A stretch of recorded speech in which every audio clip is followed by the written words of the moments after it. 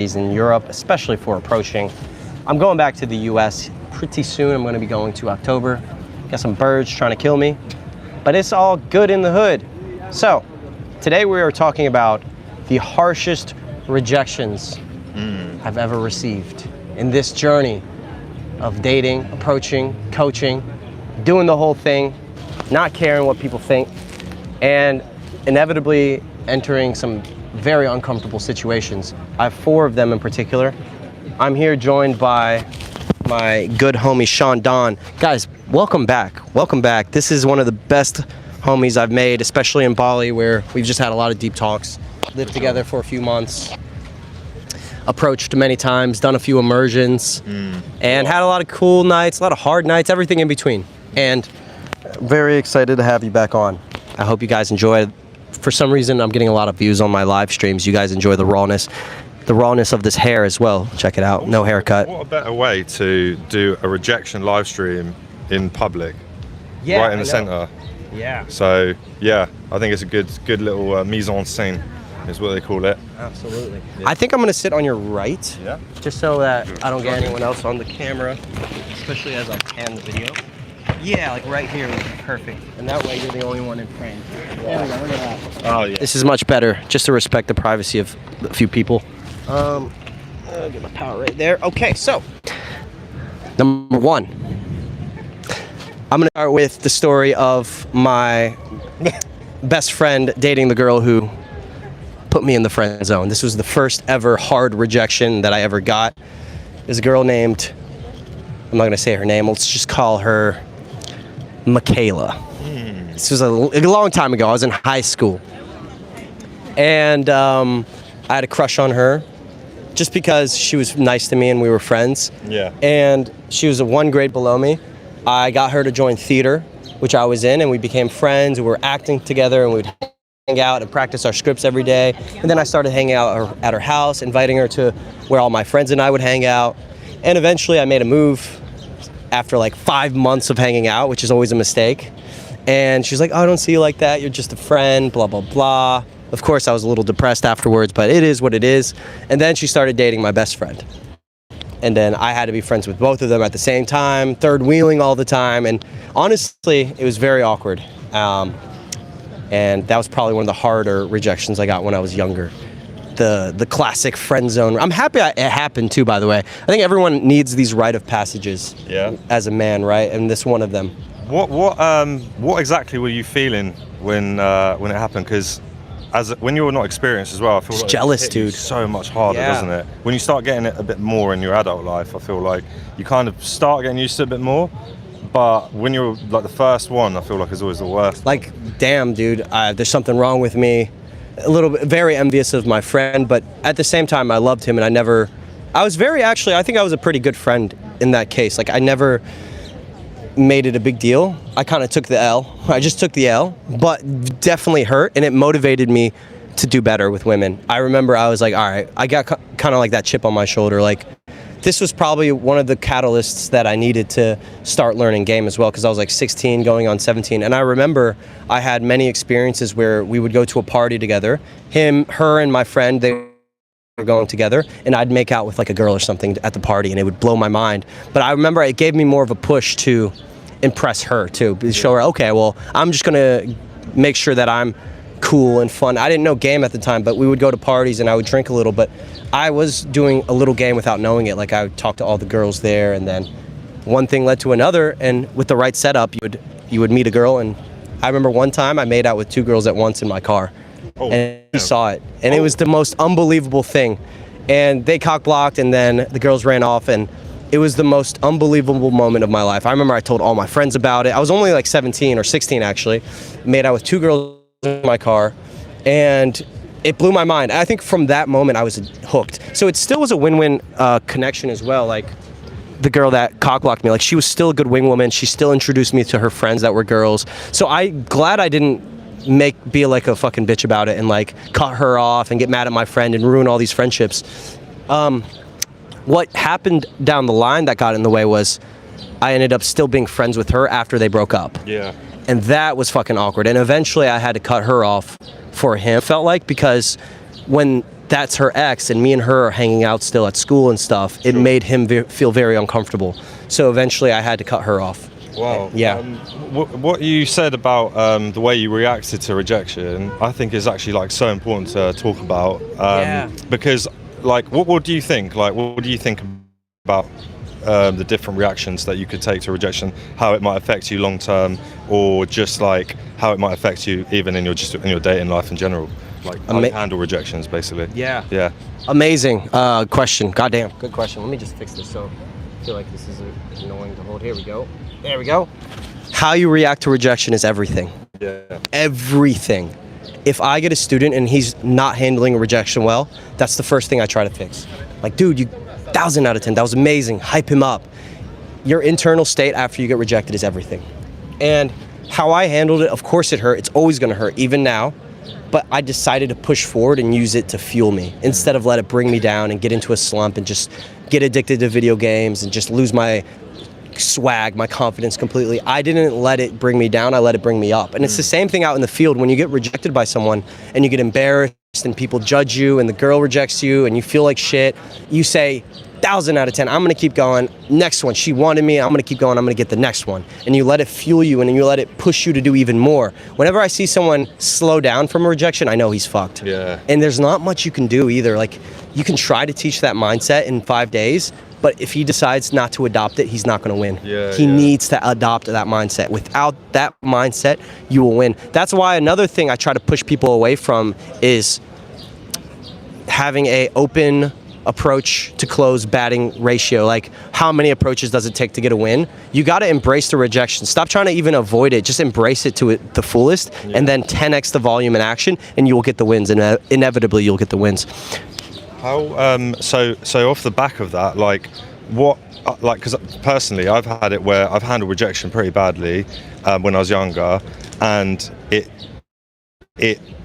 really worked out like a lot worse for me, basically, in the sense of like getting angry or emotionally reacting. Have you ever had an experience that is like the opposite, like you didn't react to it, but then in the end you ended up, I don't know, pulling, or, you know, something like that, winning essentially? Never. Anytime I've reacted badly to a rejection, no, like as in a good reaction to rejection, sorry. Oh, and then I end up pulling. Yeah. Oh yeah, many stories. I got one story, and that'll lead me to my next story actually. That I'll tell. It's more recent. I'm in Budapest, Mr. City of Rome. .z. If anyone else has any questions, feel free to leave it. We are doing these live streams 3 times a week is the goal, because you guys seem to like it. I'm getting decent views on these because it's so raw. So the second story I have is when a girl, it was 2025, I had just finished my first 3 months of immersions that went really very successfully. Everyone I had either pulled or got the experience they needed. And I went into this bar / club that I'm going to take you to on Saturday. It's called The Trenches. It's where I invented the word The Trenches for when you're at a place that's chaotic. It's after 1 a.m. Everyone's drunk. People are throwing up. People are fighting. But there are baddies and they are down. And they're all hard rejecting everybody because they're getting hit on too much by uncalibrated guys. It's a mouthful right there. I call it The Trenches.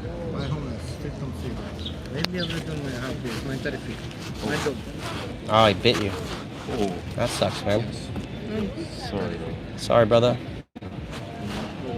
I don't have anything on me, man. I'm sorry. I'm doing my live too, so. Next time I see you, okay? Okay. Next time, yeah? Best of luck. Sorry. Okay. Take care, bro. See you. Have a nice. Yeah, you too. Welcome. Thank you. So the next rejection I'll talk about, into the trenches.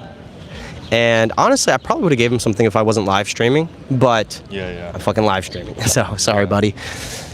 Is this girl, she called me a faggot right to my face. She was just, I approached her. She wasn't even that hot. I think she may have been lesbian. I'm not too sure. But she was with 2 other girls.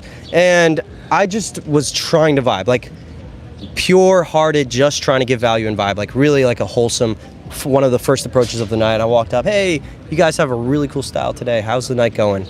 And she was just like, yeah, what's that little chain you have? I had a chain on. I just bought it. And she was just like, you look like a faggot tonight. Like straight up, no filter, nothing else. And I was just like, damn, well, that's pretty harsh. She's like, yeah, yeah, you look terrible. So now you can leave now. Bye, see you. Like super rude. I remember it was so brutal that afterwards I did feel like this like negative downward turn of emotions, and it felt like shit. It was really, really like, wow, that was brutal. All my friends were like, I can't believe she said that. That's crazy. How I got out of that is I ended up starting a dance circle with a group of Americans. So I did another approach. It was a huge group of like 15 people. They were all American and other places as well. And then my friend and I started a dance circle. We jumped in the middle and we started shuffling, and then they all started dancing. And it was just this image of like all of us dancing together, the rude people in the corner probably watching, and us just having an amazing time, reaffirming that there are just negative people in the world, and you don't have to be one of them, and you don't have to be affected by that.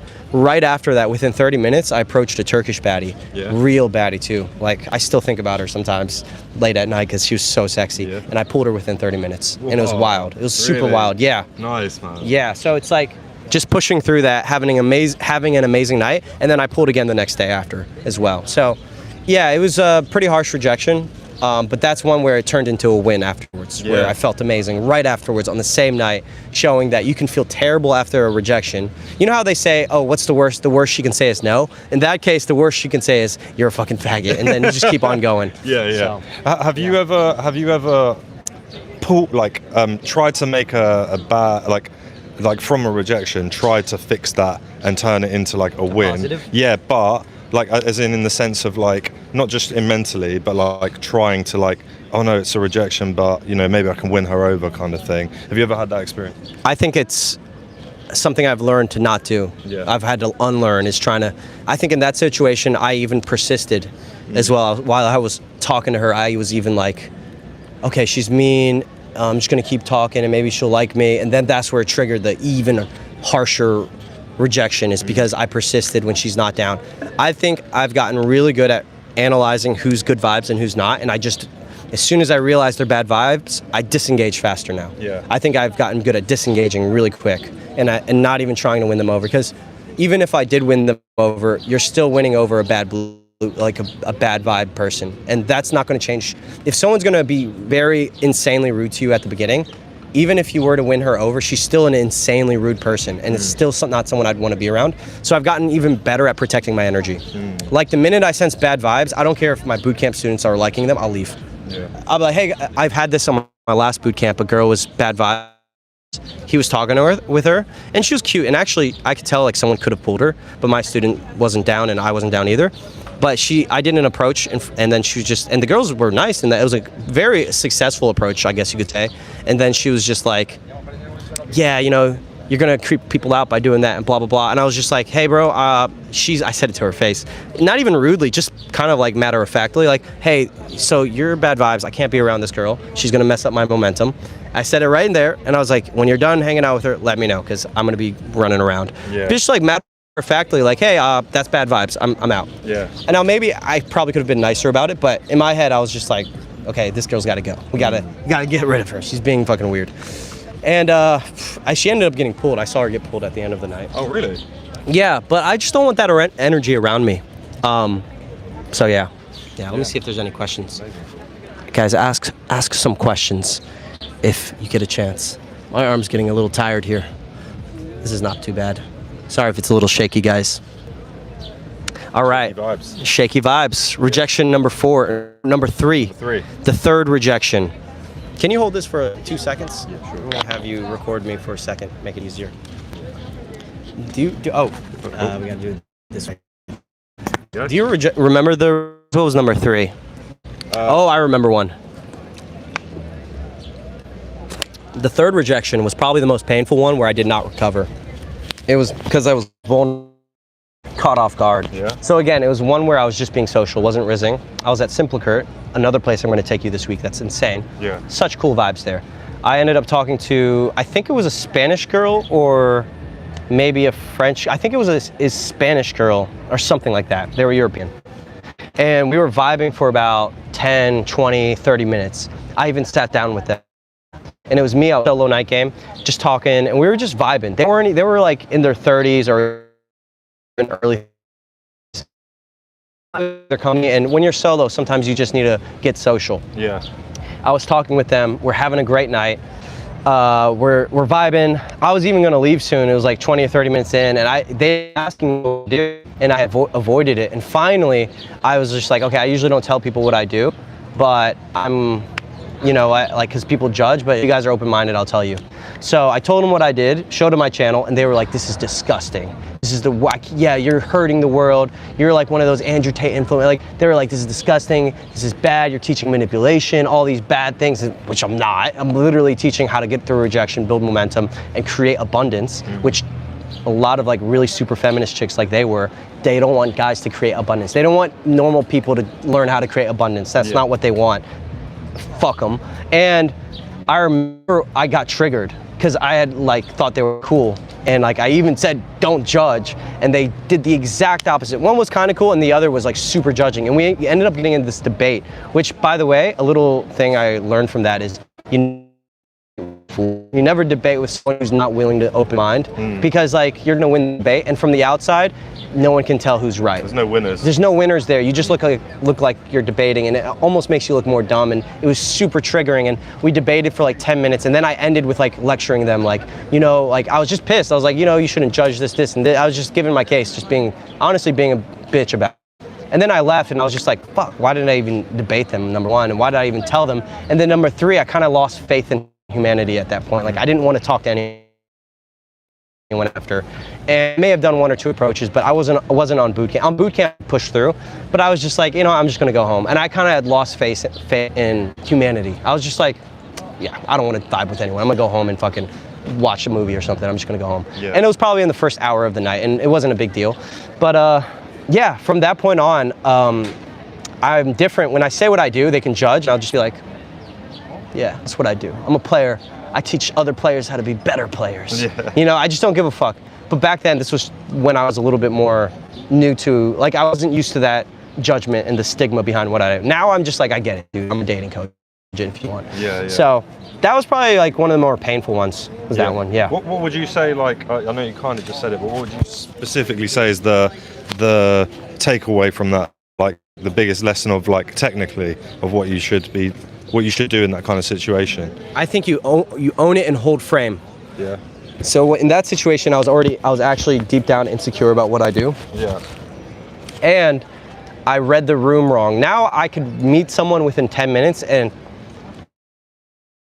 I do or not. And even if they aren't, if I really wanted to say, I think that just taught me more on how to not care what people think. Like, even more, I just realized that, listen, man, 80-90% of people, they're fucking retarded. Yeah. They're programmed by society. There's nothing you can do about it. They're not gonna understand what I do. They can barely understand their own life. If I tell them what I do, they're gonna judge it. Fuck them. And I've kind of just accepted humans as they are. Hey, they're gonna judge. So if I had the same girl say, what you do is disgusting, it's despicable, you're hurting the world, I'd be like, if that's what you think, then I'm sorry that you feel that way. I'm gonna go approach some baddies. Yeah. It's nice to meet you. Yeah. Yeah, I just wouldn't care. I'd be like so unreactive that they would get triggered, you know, and I wouldn't give a fuck. Whereas in that moment, I got super triggered. I was like defending my case, which makes me look low value. Yeah, and when you're defensive, you're losing basically. Yeah. You let it affect you, like, essentially. Yeah. Yeah. Exactly. Interesting. Yeah. Finally, 9 viewers. Shout out to you guys. Any questions about approaching best cities in Europe, best cities in America, how to get through rejection, how to get through your first date, how to get fit? I know I'm not as fit as I could be, but I'm getting there, man. We ran 3.5 kilometers in 100 degrees heat today. And I ran yesterday, and we've been on a fitness journey. I only have one boot camp this month, and the rest of the time I'm working out 1 or 2 times per day, hard, dieting hard, drinking tons of water, and getting tons of sunlight, just being outside all day, getting 10,000 steps, along with my gym, along with my run, getting really in shape. I'm excited. I have a question that's kind of a bit of off topic. Yeah, but well, it's on topic, but it's not exactly in line with dating. But I was going to say, have you noticed any similarities in your life, business, personal, dating, whatever, with understanding and building resilience with rejection here in dating, and then, you know, any other forte in life? You You know what I think it impacts me the most is I get humbled. Yeah. So if I don't go out for a while, I get kind of cocky and yeah, I get a little cocky. I feel like when I go out enough, I get really quickly humbled. Like I get quickly humbled to realize that I ain't hot shit. I'm not the big shot. I can get rejected all day, and I think it just brings me back to earth. Like it makes me nicer, it makes me a little bit more understanding of people, and I'm a lot less this ego, like I know I can get rejected. Like I don't have this huge ego. I feel like if I don't go out for about a month or two, I can just kind of walk around with this air of like ego, and it never gets broken. And then but in reality, yeah, I think it humbles me. And as far as like business success and things of that nature, I mean, it's reps. I think the main lesson from massive rejections and getting success is it just makes me focus more on the process. You know what? There is a lesson. It's called the indifference threshold. Yeah. You get to a point where you're just indifferent about the results and you're just 100% involved in the process. I think what game is supposed to teach you is freedom from outcome and clarity of intent. It teaches you how to be in the sweet spot. And a lot of people struggle with this. They're like, well, how do I be free from outcome and clear mind? You got to do both. And just purely focused on the outcome. Purely focused on the process. Process orientation. I think that's the lesson. I think that's sweet. Same thing with like trying to grow my business. It's just like, how do we make this all about the? Yeah. Remember you telling me that? Yeah, like yeah. You took a Even lot now. of sales calls and stuff. Yeah. Yeah, even now. Yeah, I think it definitely. What has changed me a lot more than anything is coaching other men. I'm just a kid, man. I'm just a boy that played the role as a coach, and then it gave me a chance to lead people who are way cooler than me, higher level, but I'm just better than them at one thing, which is approaching like business owners, pilots, police officers, doctors, engineers, really cool guys. I guess more understanding of men. I feel a little bit more like we're all on the same team. It's given me more of this collaborative frame as well, because I know what it feels like to get rejected, and I think that's another benefit. So, yeah, I think a lot of the benefit I got, what you're saying, I felt that when I was like 19, 20, 21, 22. When I first started, I remember it changed my life in every area. Yeah. Like I was able to, everything, my mind opened up, everything expanded. I felt invincible. I felt so amazing, confident, through not arrogant confidence, but just confidence in that I know I can put myself in uncomfortable situations many, many, many, many times. So, for sure, man. Nice. Yeah, man. Well, that's it. Yeah, let's see if there's any questions from you guys. All right. The fourth rejection story. I can't remember. I texted it to you. I'm going to have to get that because I can't remember. I have it. Let me see. Learning about my job and flipping. Yeah, I did. The bouncer disowning me. Okay. I still think about this one because this one was a bitch. This is when I was really struggling. I went through my second breakup, and I went to a new city, and I was working a very shit job. And overall, when your life isn't in order and your inner game's kind of fucked up, and I was exhausted every day that I went out, and I would always wear my work clothes because I didn't have time to go back home and then go out, and I was trying to practice game. When you're not in abundance and you're kind of in that like hard times in your life, and your game will kind of be affected as well. So my game was shit is what I'm trying to say. I was going out getting completely obliterated. Also, at the time I didn't know this, but also I was going to really bad venues that were very pretentious. Like I was going to like, you know those Bali parties we went to that were like, God, the people here suck. I was going to like the American equivalent of that, like to these really fake, bougie, pretentious places where you're gonna get blown out. It's very cliquey at these places. So I used to go to this place called Greenlight Social in Dallas every single Thursday and Friday and sometimes Saturday, and I would just game. I would try my best. I would get rejected a lot, like more about 80 to 90% rejections, and then 10% to 20% I would actually have some good interactions. If I could get a makeout in 1 week, I would be like ecstatic. Whereas today, if I get a makeout, it's just another makeout. And I was just gaming hard, and I remember one time I approached these two girls outside of the club as I was going in, and it was going really well, which is rare. It never went well. Usually it would be hard, and it was just because finally I was in an area where you can hear each other. I was a little confident because I had been going out, and the girls were giving me attention, and it was going well. I was about to lead them in the club. As I'm approaching, the bouncer calls them over. Hey, girls, over here. And he basically just said, hey, this guy's a creep. Don't talk to him. And immediately after like 20 minutes of talking to him, they were like straight cold. ice cold. And yeah, that does something to your psyche. He was just being a dick because he sees me approaching all the time. And then the one time it's going well, he wants the cock block. Yeah, so it makes sense. Complete wanker. It's or 2 weeks ago. And it disconnected for a second. It might be getting too hot. And that's okay if it does. Okay, fuck it. We'll just finish this. The last story I'll tell. I was on boot camp, and he was with a girl, and he was just like, okay, I think it's going nowhere. I don't really like her. Doing it in front of her. I'm like,